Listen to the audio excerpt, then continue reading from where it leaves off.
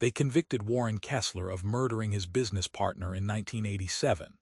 Then someone found his arresting detective's private notebook, sealed in an evidence locker for 36 years, and inside it, a name that was never once spoken at trial. The official story was simple, and juries like simple. Warren Kessler owed his partner Daniel Ruiz $40,000. Ruiz was found dead in his own garage, a single blow to the back of the skull, no forced entry. Kessler had no alibi for the 2 hours in question. He had motive, opportunity, and a stammer on the stand that the prosecutor called consciousness of guilt. The jury took under 2 hours. Kessler got life at Deer Creek Correctional, and the file was closed, stamped, and shelved. For 36 years, that was the entire story anyone needed. The notebook surfaced in 2023 during a records digitization project nobody expected to matter. A clerk in the county archive was scanning old evidence logs when she found a spiral-bound notebook, water-stained, tagged as personal property not entered.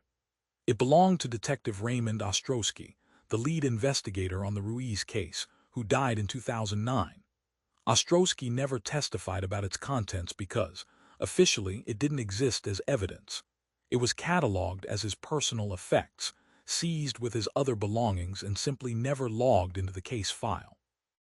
Inside were his working notes from the first 72 hours, and on page 11 in his own handwriting, dated 2 days before Kessler's arrest, our Ruiz girlfriend, D. Voss, confirmed she was in garage 6:40 p.m. Argument left angry. Follow up. Nobody ever followed up. Nobody named D. Voss ever appeared in the trial transcript. That single line breaks the case the jury heard. The prosecution's timeline placed Ruiz alive and alone from 6 p.m. until Kessler allegedly arrived at 7:15. Ostrowski's own notes put a second person, an angry one, in that garage 40 minutes into that window.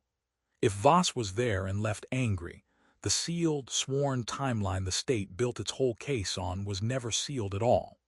It had a hole in it the size of a person, and the lead detective knew it in writing 2 days before he arrested someone else. Here's why that page never reached a courtroom. Ostrowski's notebook wasn't withheld by some grand conspiracy. It was worse, in a way, because it was procedural. Departmental policy at the time only required official notes, the ones typed onto department letterhead, to be disclosed to the defense. A detective's personal notebook, his own shorthand, his own property, fell outside the discovery rule entirely. When Ostrowski retired in 1994, his notebook went into a box with his badge and his commendations, tagged personal, and it left the building with the rest of his life's paperwork. It sat in his widow's garage for a decade before she donated his files to the department archive after his death, where it was cataloged but never cross-referenced to an active case number. Nobody was hiding it. Nobody was required to look for it either. And that gap, between what a detective knows and what a detective is compelled to disclose, is where Warren Kessler spent 36 years.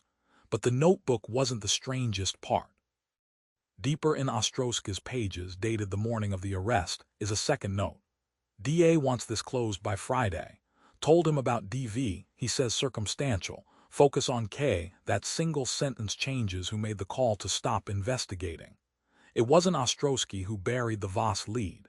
It was the district attorney, weighing a shaky secondary suspect against a clean, motive-rich primary one and choosing speed.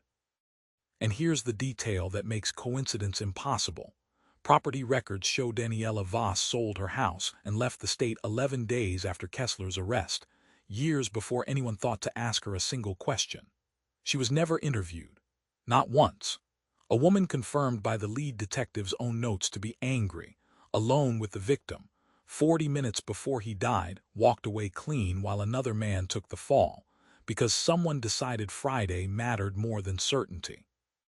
If Ostrowski's notebook had been logged as evidence in 1987, instead of packed into a box of personal effects, Voss becomes a suspect the jury has to weigh. Kessler's defense attorney, now retired, says he was never told a second person existed. The DA who pushed for the Friday closing has been dead since 2011. Kessler is 68 now, Still inside, his appeal built entirely on 11 handwritten pages that were never supposed to leave a detective's garage. Daniela Voss would be in her 60s today. Nobody has located her. And the question the notebook leaves open isn't whether she was there. Ostrowski already answered that. It's why, when a detective wrote down a second suspect's name in his own hand, the system built to weigh evidence never once asked to see the page.